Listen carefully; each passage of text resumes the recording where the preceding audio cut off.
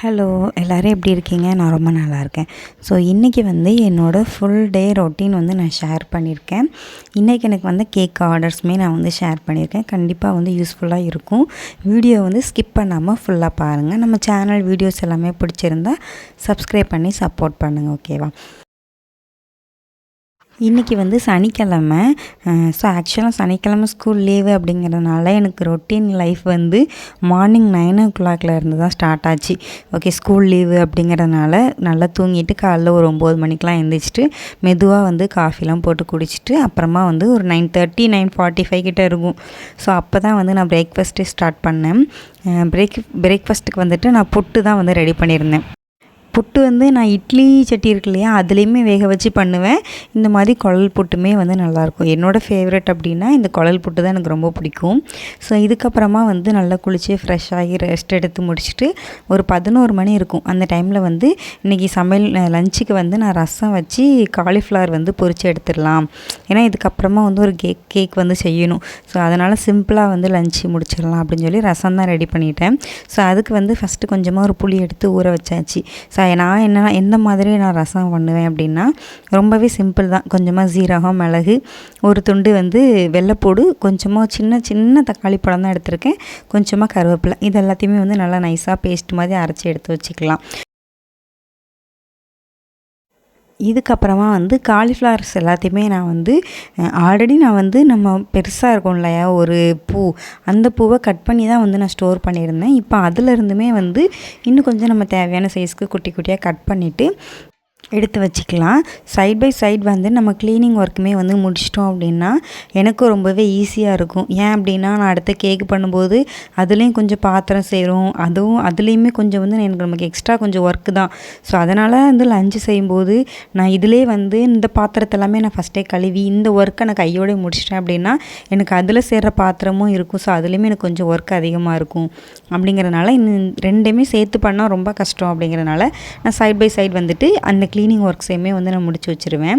So இப்போ வந்து நல்லா காலிஃப்ளவரை 2-3 டைம் நல்லா அலசி எடுத்துகிட்டு இதில் கொஞ்சமாக உப்பு, மஞ்சத்தூள் போட்டு நல்லா ஒரு 10 நிமிஷத்துக்கு வேக வச்சு எடுத்துடலாம். ஸோ அதுக்கப்புறம் எண்ணெயில் போட்டு நம்ம லைட்டாக பொரித்து எடுத்துட்டோம் அப்படின்னா நல்லா ஈஸியாக நல்லா டக்குன்னு வெந்துடும். சைட் பை சைடு வந்து நான் ரசம் வச்சு முடிச்சிட்டேன். என்ன நம்ம ஆல்ரெடி அரைச்சி வச்சுருந்தோம் இல்லையா, அந்த ஸ்பைசஸ் வந்து நம்ம உள்ளே போட்டு தாளிசம் பண்ணி இறக்கிற வேண்டியதான், புளி ஊற்றி. இப்போ வந்து நான் இந்த காலிஃப்ளவருக்கு வந்து வத்தத்தூள், சிக்கன் 65 மசாலா, கொஞ்சமாக வந்து நம்ம பெப்பர் வச்சுருக்கேன். பெப்பர், சீரகமும் போட்டு ரெண்டுமே மிக்ஸ் பண்ணி அரைச்சி வச்சுருக்கேன். ஸோ அது கொஞ்சம், இதுக்கப்புறமா ஒரு 2 டேபிள் ஸ்பூனுக்கு கார்ன்ஃப்ளவர்.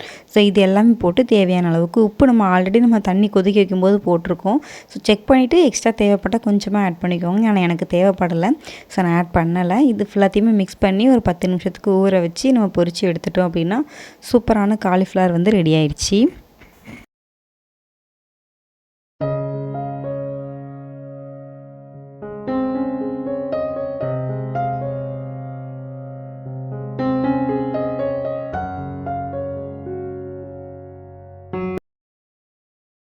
மதியம் லஞ்ச் எல்லாம் சாப்பிட்டு முடிச்சுட்டு நல்லா தூங்கி கொஞ்சம் நேரம் ரெஸ்ட் எடுத்ததுக்கப்புறமா கடையில் போய் கொஞ்சம் முட்டை, பேக்கிங்க்கு தேவையான கொஞ்சம் திங்ஸ் மட்டும் வாங்க வேண்டியிருந்தது. ஸோ பக்கத்தில் இருக்க ஷாப்பில் போய் வாங்கிட்டு வந்துட்டேன். இதுக்கப்புறம் பசங்க ஸ்கூல்லேருந்து வந்துட்டாங்க. வந்ததும் பால், காஃபி, டீ எல்லாம் குடிச்சிட்டு நாங்கள் வந்துட்டு வீடெல்லாம் க்ளீன் பண்ணி வச்சுட்டு போயிடலாம். ஏன்னா டவுனில் போய் கொஞ்சம் திங்ஸுமே வாங்க வேண்டியிருக்கு நம்ம பேக்கிங்க்கு தேவையானது. ஸோ அதை கொஞ்சம் வாங்க போகணும். அப்படிங்கிறனால வீடை கொஞ்சம் க்ளீன் பண்ணி நீட்டாக வச்சுட்டு போயிடலாம் அப்படின்னு சொல்லி பசங்க விளையாட்டு ஜாமான் எல்லாமே வந்து அவங்க தான் எடுத்து வைக்க சொன்னேன். அழகாக எடுத்து வச்சிட்டு இருந்தாங்க. இதுக்கப்புறமா பேக்கிங் மெட்டீரியல்ஸ் வாங்குறதுக்கு நான் பஸ்ஸில் தான் போனேன். எங்கே அப்படின்னா டவுனில் தான் வந்து பர்ச்சேஸ் பண்ணுவேன். ஜங்ஷன்லேயும் கடை இருக்கும், டவுன்லேயுமே கடை இருக்குது. ஸோ நான் வந்து மேக்ஸிமம் டவுனில் தான் போய் வாங்குவேன். அங்கே கொஞ்சம் ப்ரைஸுமே வந்து ரீசனபிள் ப்ரைஸில் இருக்கும். ஸோ அதனால் நான் பஸ்ஸில் தான் போய் வாங்கிட்டு வந்திருந்தேன். இங்கே டவுனில் வந்து எல்லா ப்ராடக்ட்டுமே வந்து இங்கே கிடைக்கும். ஆனால் விப்பிங் க்ரீம் மட்டும் எனக்கு இங்கே கிடைக்காது. முன்னக்கூட்டி அந்த அண்ணாட்ட சொன்னா தான் எடுத்து வைப்பாங்க. ஏன்னா இங்கே ஃப்ரிட்ஜு வந்து கிடையாது அப்படிங்கிறனால. நான் வந்து சப்போஸ் நமக்கு கொஞ்சம் விப்பிங் க்ரீம் மட்டும் தேவை அப்படின்னா நான் ஜங்ஷனில் வாங்கிப்பேன். மற்ற எல்லா திங்ஸுமே நான் வந்து இங்கே டவுனில் தான் வாங்குவேன். ரோடு கூட கிராஸ் பண்ண முடியல, அவ்வளோ டிராஃபிக், செம்ம கூட்டம். டக்குன்னு வந்து எல்லாத்தையுமே திங்ஸ் எல்லாம் வாங்கிட்டு வீட்டுக்கு கிளம்பியாச்சு. வீட்டுக்கு வரதுக்கே வந்து 8:30 கிட்ட ஆயிடுச்சு. ஸோ இதுக்கப்புறம் வந்து நான் வரும்போதே தோசை மாவு வாங்கிட்டு வந்துட்டேன். வந்து தோசை மட்டும் ஊற்றி சாப்பிட்டுட்டு அப்புறமா வந்து பேக்கிங் ஸ்டார்ட் பண்ணிட்டேன். பேக்கிங் ஸ்டார்ட் பண்ணும்போது டைம் வந்து 9:30 கிட்ட ஆயிடுச்சு. ஸோ நம்ம கடகடன்னு ஸ்பாஞ்சு மட்டும் செஞ்சு வச்சிடலாம் அப்படின்னு சொல்லி எல்லா திங்ஸுமே என்னென்ன தேவையோ அது எல்லாத்தையுமே வந்து எடுத்து வச்சுட்டேன். இன்றைக்கி எனக்கு வந்த ஆர்டர் வந்து என்னென்னா ஒரு பென்டோ கேக் தான். 250 கிராமில் தான் கேட்டிருந்தாங்க. ஸோ இந்த மாதிரி குட்டியாக வந்து 4 இன்ச் டின்னில் தான் நான் வந்து இன்றைக்கி பேக் பண்ணி எடுக்க போகிறேன். ஃப்ளேவர் வந்து சாக்கோ ட்ரஃபிள் ஃப்ளேவர் வந்து கேட்டிருந்தாங்க. ஆக்சுவலாக சாக்லேட் தான் கேட்டிருந்தாங்க. Chocolate flavour, normal chocolate flavour பண்ணால் போதும் அப்படின்னு சொல்லியிருந்தாங்க. ஸோ நான் தான் வந்து ட்ரஃபிள் ரெடி பண்ணி சாக்கோ ட்ரஃபிள் மாதிரி வந்து ரெடி பண்ணி கொடுத்துருந்தேன். ஃபஸ்ட்டு வந்து அந்த 4 இன்ச் டின்னுக்கு தேவையான நம்ம பட்டர் ஷீட்டை வந்து கட் பண்ணி எடுத்துக்கலாம்.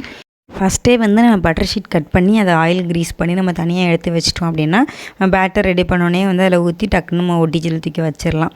ஸோ அதனால் ஃபஸ்ட்டு வேலை நான் எப்போவுமே பேக் பண்ண ஸ்டார்ட் பண்ணிட்டனாலே நான் வந்து பட்டர் ஷீட்டு போட்டு அதை தனியாக எடுத்து வச்சுருவேன். ஸோ இதுக்கப்புறமா வந்து நான் ஒரே ஒரு எக்கு தான் எடுத்திருக்கேன். அதில் வந்து நம்ம ஒயிட்டு தனியாக எல்லோ தனியாக வந்து பிரித்து எடுத்துக்கலாம். ஸோ இதுக்கப்புறமா வந்து 1/4 கப்பு வந்து நான் சீனி எடுத்திருக்கேன். 1/4 கப்பு சீனியை வந்து 3 பேட்சாக பிரித்து இந்த மாதிரி நம்ம வந்து ஒவ்வொரு ஸ்பீடாக வந்து சீனி கரையிற அளவுக்கு ஒவ்வொரு ஸ்பீடாக நம்ம இன்க்ரீஸ் பண்ணி பீட் பண்ணிகிட்டே வந்தோம் அப்படின்னா நமக்கு நல்லா ஸ்டிக் பிக்காக கிடைக்கும். ஸோ இதுக்கப்புறமா நம்ம முட்டையோட மஞ்சள் கருவில் கொஞ்சமாக ஒரு பிஞ்ச் அளவுக்கு சால்ட் ஆட் பண்ணி இந்த முட்டையோட வெள்ளை கருவோட ஓவர் மிக்ஸ் பண்ணாமல் லைட்டாக மிக்ஸ் பண்ணி எடுத்துட்டோம் அப்படின்னா முட்டை வந்து ரெடி ஆயிடுச்சு. மைதா மாவு வந்து நான் 1/4 கப்பு எடுத்துருக்கிறேன்.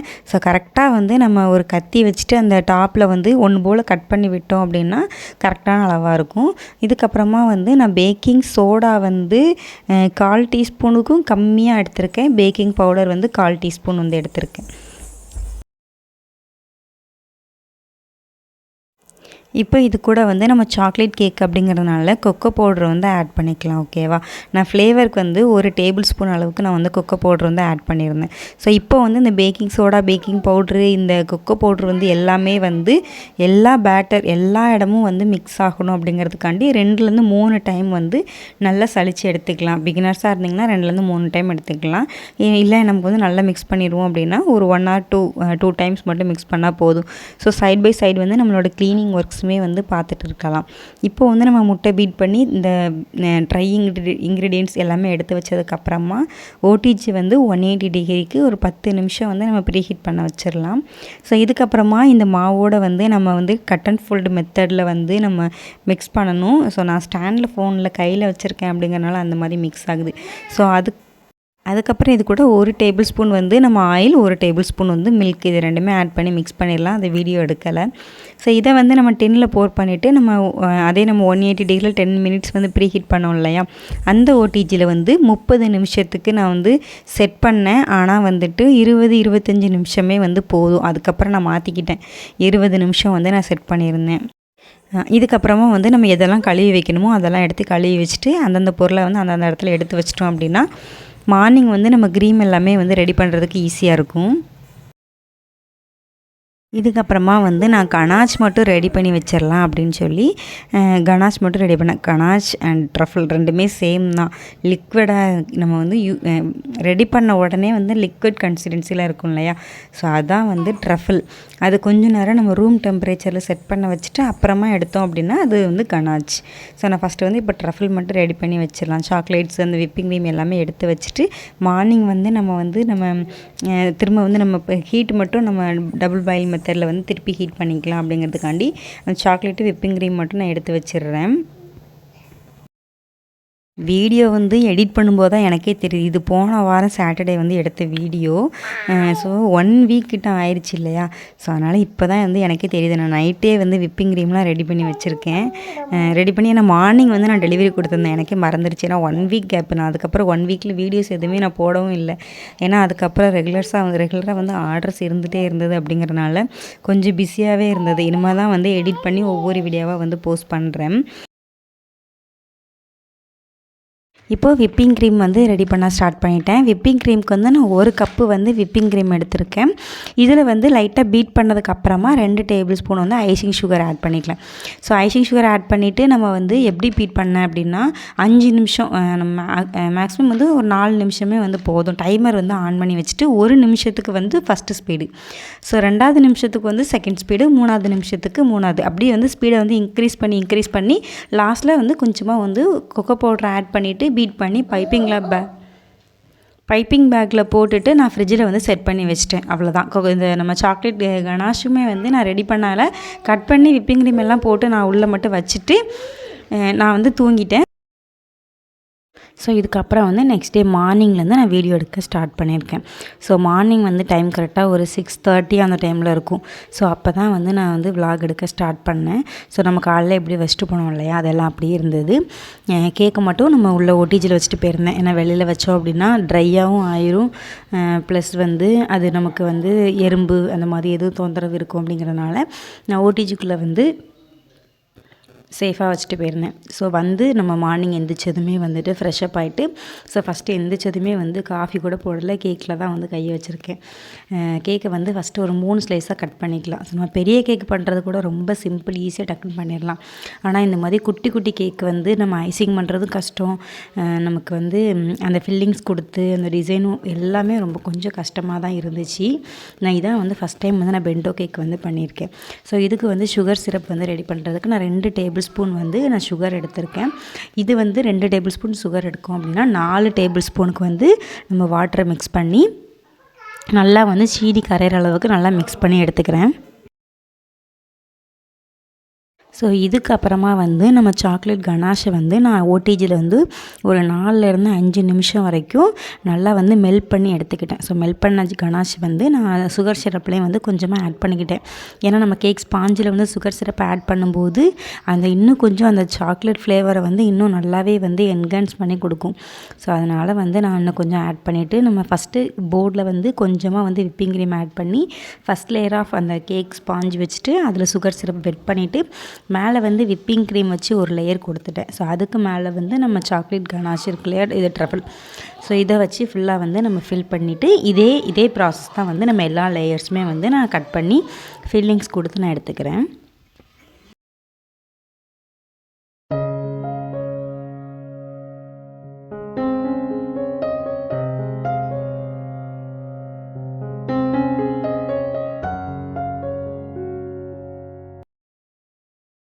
இதுக்கப்புறம் வந்து க்ரம் கோட் கொடுத்து ஃப்ரிட்ஜில் செட் பண்ணதுக்கு அப்புறமா வந்து நான் அந்த நம்ம ஆல்ரெடி வந்து whipping cream, chocolate, cocoa powder add பண்ணி வச்சுருந்தோம் இல்லையா, ஸோ அதை வச்சு நான் வந்து ஐசிங் மாதிரி பண்ணி எடுத்துக்கிட்டேன். ஆனால் ரொம்ப குட்டி கேக்கு ஐசிங் பண்ணுறதுக்கே வரல, ரொம்பவே கஷ்டமாக இருந்துச்சு. ஸோ அதை வந்து ஐசிங் பண்ணி ஃப்ரிட்ஜில் செட் பண்ண வச்சிட்டேன். இப்போ வந்து நேம் வந்து நம்ம எடுக்கணும். ஸோ இது வந்து நான் ஃபாண்டன்ட்டில் தான் வந்து நான் நேம் எழுதினேன். அவங்க வந்து ஹாப்பி பர்த்டே லிட்டில் பிசாசே அப்படிங்கிற மாதிரி வேர்டிங்ஸ் கொடுத்துருந்தாங்க. ஸோ நான் ஃபஸ்ட்டு என்ன பண்ணேன் அப்படின்னா கொஞ்சமாக வந்து ஃபாண்டன்ட் எடுத்துகிட்டு அது இந்த மாதிரி ஸ்டார்டிங்கில் வந்து இப்படி பிச்சு தான் வரும். இதில் கொஞ்சமாக சிஎம்சி பவுடர் ஆட் பண்ணிவிட்டு நம்ம கொஞ்சம் நேரம் அந்த மாதிரி இப்படி நல்லா இழுத்து பிசைஞ்சிட்டே இருந்தோம் அப்படின்னா நல்லா இந்த மாதிரி ஒரு கன்சிஸ்டன்சியில் கிடைக்கும். நல்லா வந்து ரொம்ப தூரம் போய் மடக்கி எடுக்கிற மாதிரி இருக்கும். ஆனால் கையில் ஒட்டும் அப்படிங்கிறனால கொஞ்சமாக கையில் வந்து கார்ன்ஃப்ளவர் வந்து டஸ்ட் பண்ணிவிட்டு அப்புறமா நம்ம ஃபாண்டன்ட் வந்து நம்ம யூஸ் பண்ணோம் அப்படின்னா கொஞ்சம் வந்து நமக்கு ஈஸியாக இருக்கும். நான் வந்து ஃபஸ்ட்டு என்ன பண்ணிட்டேன் அப்படின்னா இந்த மாதிரி ஃபாண்டன்ட் கட்டரில் ஹாப்பி பர்த்டே லிட்டில் பிசாசே அப்படிங்கிறத நான் வந்து ஃபுல்லாகவே வந்து நம்ம கோல்டன் டஸ்ட் இருக்கும் இல்லையா, அந்த டஸ்ட்டில் வந்து ஃபில் பண்ணி நான் வந்து எழுதி முடிச்சிட்டேன். அதுக்கப்புறம் பார்த்தா கேக்கு வந்து ரொம்ப குட்டி கேக்கு, நான் எழுதின வேர்டிங்ஸ் வந்து அதில் செட்டே ஆகலை. ஸோ அதுக்கப்புறம் ஹாப்பி பர்த்டே அப்படிங்கிற வேர்டிங்கை எடுத்துகிட்டு நான் அதுக்கு பதிலாக ஹாப்பி பர்த்டே டாப்பர் வந்து வச்சுட்டு இந்த லிட்டில் பிசாசே அதுவே வந்து அந்த கேக்கு ஃபுல்லாகவே வந்து மறைச்சிச்சு. நான் என்ன பண்ணிட்டேன்னா கேபிட்டல் லெட்டரில் வந்து நான் ஃபுல்லாமே வந்து நான் லெட்டர்ஸ் எல்லாமே நான் வந்து இது பண்ணிட்டேன். ஸோ நான் வந்து ஆக்சுவலாக வந்துட்டு ஸ்மால் லெட்டரில் பண்ணியிருந்தேன் அப்படின்னா இன்னும் கொஞ்சம் ஈஸியாக இருந்திருக்கும் அப்படின்னு நினைக்கிறேன்.